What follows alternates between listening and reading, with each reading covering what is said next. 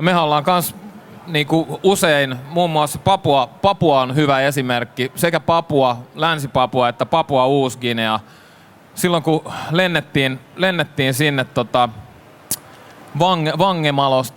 Vamenasta Vangemalon pienelle hylätylle lähetysasemalle ja lähdettiin siitä viidakkoon. 2005 muistaa, 2004 joulukuussa. Se oli siis niin pitkällä kuin pippuri voi vaan ikinä kasvaa.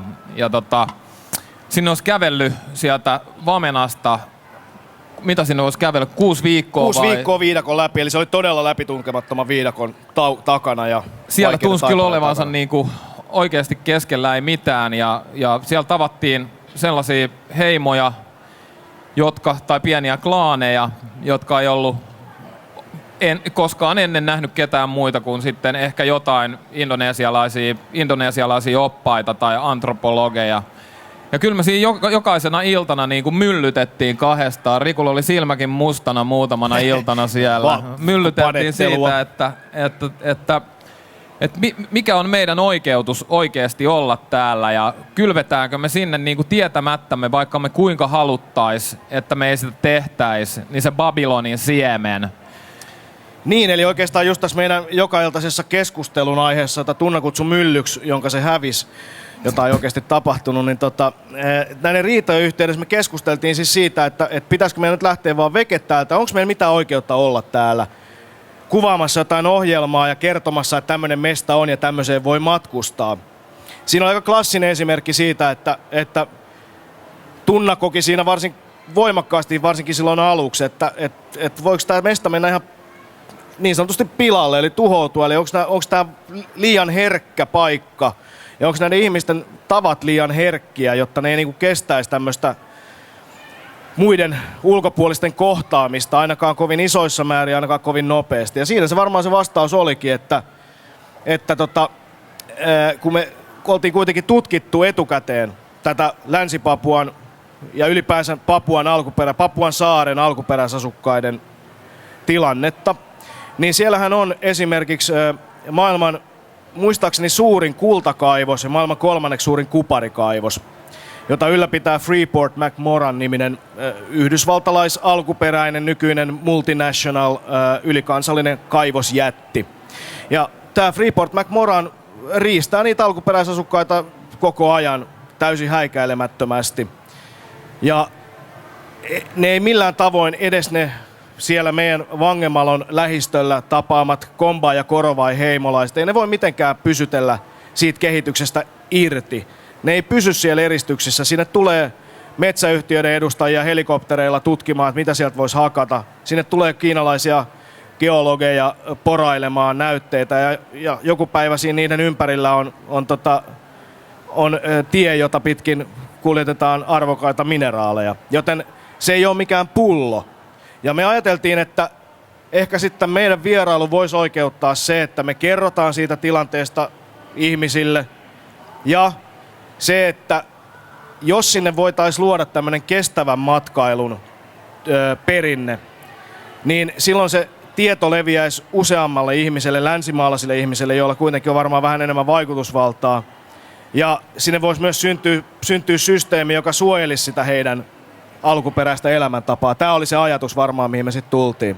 Kyllä, itselleen sen pystyy oikeuttamaan niin, että me ollaan ikään kuin viestin tuojia toivottavasti ennen sitä, kun nämä kaivosjätit ja puunhakkaajat pääsee sinne paikoille. Ja tämä tietenkin, tämä sama juttu koskee turismia, mutta tietenkin rajoitetussa määrin. Millä keinoin, kun te olitte siellä sitten, niin millä keinoin te pyritte olemaan vaikuttamatta haitallisesti siihen paikalliseen kulttuuriin ja niiden ihmisten tapoihin?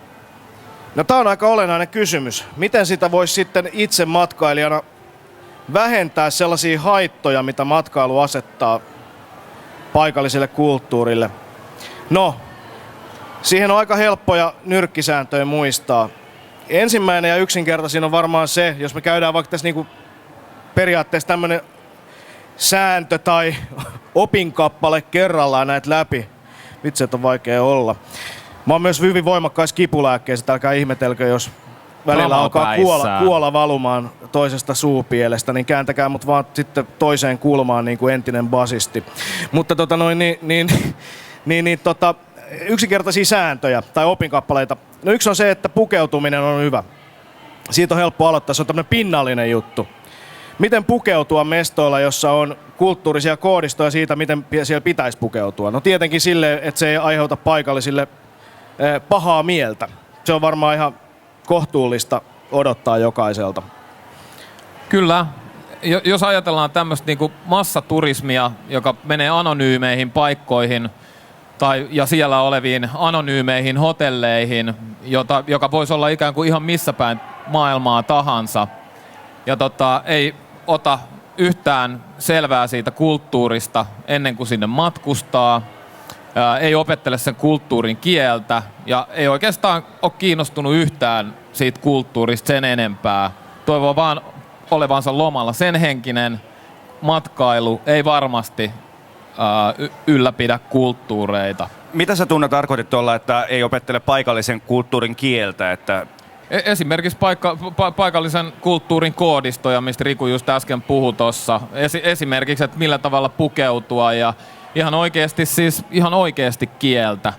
Riku esimerkiksi opettelee jokaisessa maassa, mihin me mennään, paikallisen laulun, ja se avaa joka ikisen oven. Se on ihan käsittämätöntä, miten se niinku vaikuttaa paikallisiin, kun sä yhtäkkiä lallatat.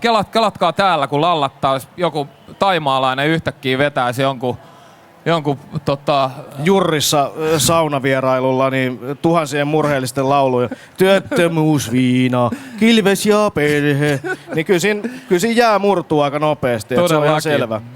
Et tavallaan se on ollut aika hyvä semmonen tyyli, mitä ollaan opeteltu.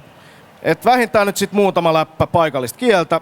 Sitten se pukeutuminen. Niin, pukeutumisesta hyvä esimerkki, että siinäkin voi tyriä aika helposti, vaikka muuten olisi kaikin puolin ihan kiva tyyppi.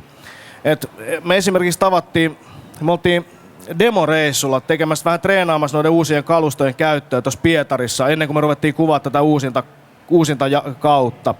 Me kuvattiin muutama juttu ihan niin kuin omaksi iloksemme siinä ja oltiin sellaisten Pietarin vanhojen underground-vaikuttajien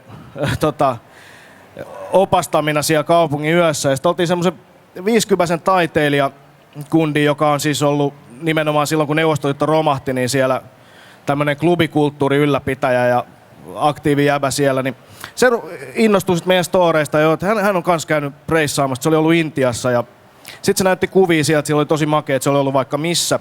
Ja se oli ollut tietenkin siellä tämmöisen taiteilija, karismaattinen hahmo kun oli, niin sillä oli semmoinen 20 pitkäsäärinen tyttöystävä ja sitten jossain vaiheessa, kun niitä kuvia siinä pyöri siinä tietokoneen näyttänyt, me hiffattiin, että ei jumalauta, että ne on junassa Intiassa matkalla jostain jonnekin, varmaan siis tyyli joku 24 tai 36 tunnin junasiirtyminen, niin tää Mimmi on minihameessa ja semmoisessa olkaimettomassa topissa siellä niinku junaosastolla.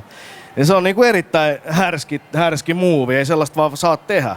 Se on tosi urpoa, mutta ei niille ollut tullut tosiaan mieleenkään.